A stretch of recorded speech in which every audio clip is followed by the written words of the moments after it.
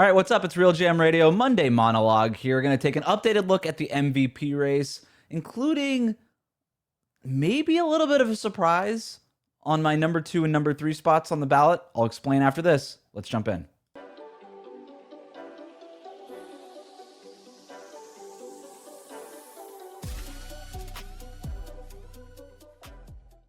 All right, what's up? Welcome to RealGM Radio, a little Monday Monologue for you to start off the week. And I want to do it by starting with a look at the MVP straw poll that Tim Bontemps does over at ESPN. He publishes this a few times sporadically over the course of the season. It feels like he's doing it less this year. I think this is only the second one that he's done.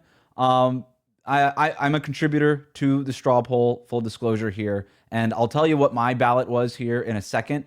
But the overall ballot here, the final straw poll results, had Shai Gilgeous-Alexander number 1 by a mile, 100 total votes, 78 first place votes. Jokic was number 2 with 18 first place votes. So most people look like they're going to be voting for Shai number 1 on their MVP ballots.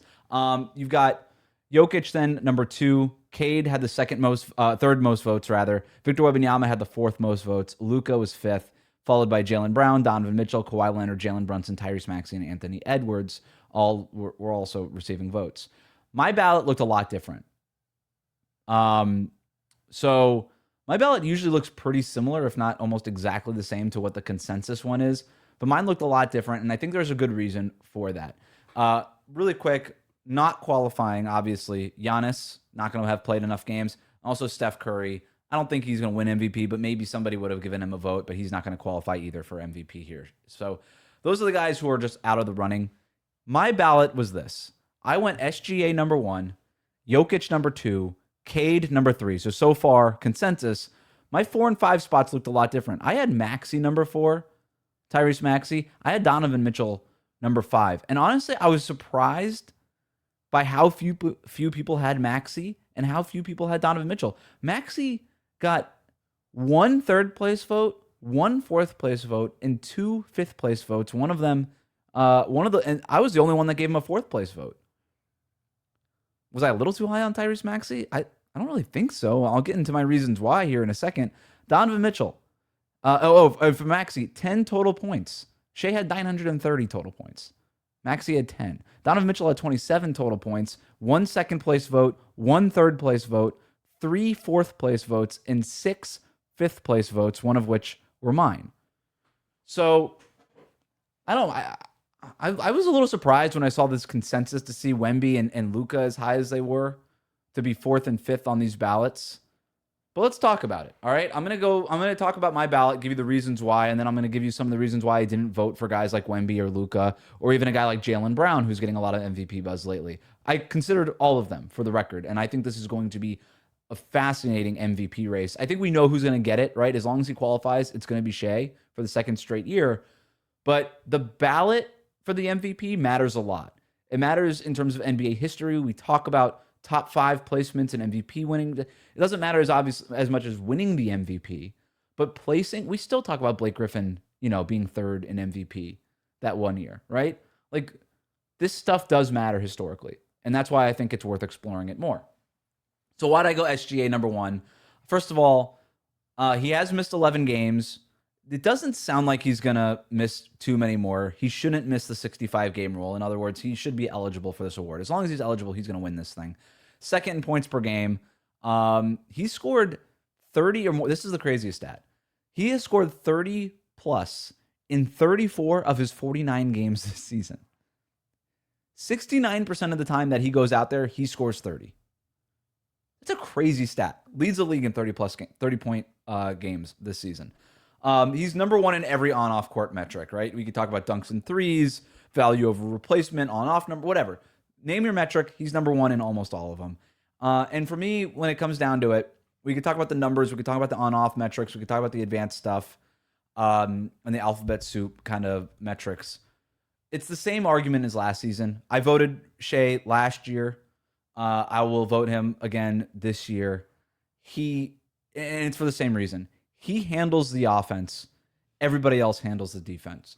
My colleague Matt Moore over on Locked On NBA Daily likes to talk about the MVP race in terms of why does a team win and how much does this player mean to their team? And he's talked about the Thunder recently. He's like, that's the interesting thing about Shai is that you would argue, why is it that the Thunder win so many games? It's because of their defense more than it is Shai. Now, we can argue that part if you want, but let's just take that argument on its face, right? Let's assume that the Thunder's number one driver for winning is its defense. I think Shai, despite the fact that he's not one of their best defenders, helps them be a great defense because he handles the offense. And so to me, I ask, okay, valuable. What's more valuable to a team? Is it somebody like Jokic, who is the driver of an elite offense, that there is no number one offense if not for Jokic? Maybe. He's won multiple MVPs because of that. Or is it somebody like Shai who says, okay, I'm valuable because roll the ball out, I'll handle the offense. All you guys got to do is figure out the defense. I will handle our offense for us. You guys can just focus on one side of the ball. Now I know it's obviously not that black and white. Everybody's got to play both sides. But that's essentially to me the value of Shai Gilgeous-Alexander. And that's why I voted him number one last year, because they would have been, and I did the metrics on this last year, they would have been the Orlando Magic if not for Shai. Awesome elite defense, bottom 10 offense. And that's what they were. When SGA was off the floor, they were a bottom 10 offense, even with Jalen Williams and some of these other guys that they have. And they would have been good. They would not have been an all-time type of team by the numbers, and obviously they would not have won the championship. And that to me is the ultimate value. Shai allowed them to win the championship. He turned them from a pretty good team with a really great defense to the bona fide number one team favorite to win the championship, and then ultimately the champions. So I'm going to SGA. Long story short, number one on my ballot right now, and I don't see that changing. Nikola Jokic, I went with him number two. Not played as well lately, and it has not been his strongest season. That said, he's still averaging a triple-double with 28, 12, and 10. The on-off stats, love him as always, and he's the best player in the world. Do I wish he was a little bit better defensively? Yeah, I do. But he's still number two for me on my ballot. But it wasn't easy. It wasn't easy. I thought it was going to be easy, and I looked at it a lot. It wasn't as easy as I thought. I gave real consideration to Cade Cunningham in my number two spot. He's averaging 25 and 10 this year. You want to talk about on-off stats? Okay. Very similar argument to the Shai Gilgeous-Alexander argument. We know what Detroit's defense is, with or without Cade. Now, Cade, I would argue, has a little bit more to do defensively with Detroit's success than what Shai has with OKC's. But it's still a Jalen Duren and Asar Thompson joint at the end of the day with the Pistons. But you want to talk about on-off stats? All right. Offensive rating with Cade Cunningham on for the Pistons, 119.3. When he's off the court, 108.6. That's the difference between the third best offense in the league and the worst one. From third to 30th. That's the difference with Cade Cunningham. The Pistons have the best record in the league, and it's because of Cade. He's doing that on offense. He has turned the Pistons from pretty good playoff team with a really good defense to number one record in the NBA right now. It's a very similar argument to Shai. Even the scoring numbers are just not where they were for Shai last year or for this year. I was tempted to make him my number two, but to me, he is a clear top three, and this is the clear top three. I think it's SGA, Jokic, Cade, assuming they all qualify. That is a clear top three for me in the MVP race, and I think on the straw poll, you see that reflected here too, right? Those are the guys that were far and away the leaders on the straw poll in terms of the MVP voting. And I do think, for the record, with a strong close to the season, he could end up number two on my ballot. So that's where we are on the top three. I went Maxey and Donovan Mitchell next. So for Maxey, fifth in the league in scoring at 29 points per game. His playmaking has gone up another level based on the rest of his career. He's been really efficient. But my main Maxey argument is this. He has played more minutes than anybody else in the league. And by a lot. Like, he is leading the league by 100 minutes. Next closest guy is 100 minutes behind him. The Sixers are sixth in the Eastern Conference, and they are on the edge of falling into the play-in mix, which will hurt his standing with some voters, but I don't think the Sixers are even close to being in the playoffs without Tyrese Maxey. There's a lot of feel-good stories, VJ Edgecombe, even Joel Embiid, the way he's looked at times this season. Maxey has been their constant. They are not a playoff team if not for Tyrese Maxey. He can't win MVP. The Sixers aren't good enough. I get that. But to me, there's a difference between winning MVP and being on my MVP ballot. Giving a guy even a third or a second place vote is a lot to me, but I think you can come in at the end of my ballot as a 5th or a 6th seed. If you're in the play-in, it's a little bit tougher. If the Sixers end up in the play-in, I'll have a hard time going Maxey. I probably won't. But if you're a 5th or a 6th seed, I feel like you can get a spot at the end of my ballot. You're not a top of ballot guy. You might be an end of ballot guy. And I think right now Tyrese Maxey is a pretty solid end of ballot guy. I also have Donovan Mitchell here. Cleveland all year has been up and down. I told you on this show, on I think the first episode of Good Take with Michael Shearer, I said that my hot take was that the Cavs will be fine. Since then, they've been pretty fine. They're back to being number 1 in the league in offensive rating over the last 15 or 20 games, starting to flirt with the top 10 defense here a little bit. Donovan Mitchell, though, has been the constant there all season long. He's averaging 28.6 points per game. He's been as efficient as anybody in the league outside of Shai and Jokic. I think Donovan Mitchell has had a phenomenal season. And by the way, the Cavs are good. Like, this is not a Sixers thing, whatever. Like, the Cavaliers have a good record. As disappointing as that they were, look at the record, look at some of the numbers here, and look at what Donovan Mitchell is putting together. He has been as consistent, as efficient, and as important as almost anybody in the league. To me, Donovan Mitchell has to be on the ballot. To me, my prediction is he finishes higher than 5th for me. He probably ends up at 4, but that could change. Other guys I thought about really quick. I thought about Jaylen Brown, who got a little bit of love from LeBron James on Sunday. LeBron said that Jaylen Brown should be in the mix more for MVP. He's got similar numbers and a similar case to Donovan Mitchell. I just think Donovan Mitchell has been slightly better than Jaylen Brown. That's it. If you wanted to put Jaylen Brown on your ballot in the 4th or the 5th place spot, I don't have an argument against it. This is more pro Maxey, pro Donovan Mitchell than it is anti Jaylen Brown. Luka Dončić, have to talk about him. Leads the league in scoring. On-off stats, still like him a lot. Don't love him, like him a lot. Just doesn't feel the same with him, right? It doesn't feel like he's making his teammates better in any meaningful way. Maybe that has more to do with the Lakers roster. If he's kicking out to these shooters and they're making more threes, does it just feel like a better Luka season? Probably, right?